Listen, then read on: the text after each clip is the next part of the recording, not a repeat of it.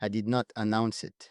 I did not tell anyone I was going, or how long I intended to be gone, or what I was going to do with the silence I was about to choose. I simply stopped. One day, I was there in the way I had always been there, present in the visible and documented way that a life like mine requires. And then I was not.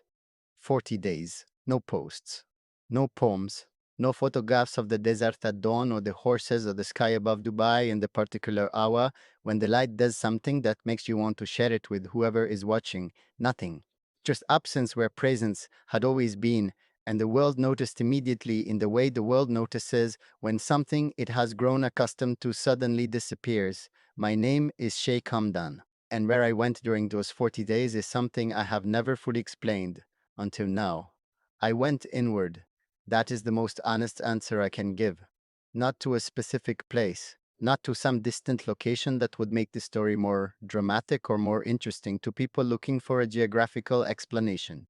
I went somewhere that does not appear on any map, into the part of myself that the constant motion of a visible life does not leave enough room to access, the part that exists underneath the performance of living publicly, underneath the responsibility and the expectation and the image that accumulates around a person over enough years that even they begin to confuse it with who they actually are. I needed to find the line between those two things again, between what I was for the world and what I was when the world was not watching, and I could not find that line while remaining visible. The visibility itself was the thing preventing me from seeing clearly. Something had happened in the period before those 40 days that I was not prepared to process while remaining present in any public sense.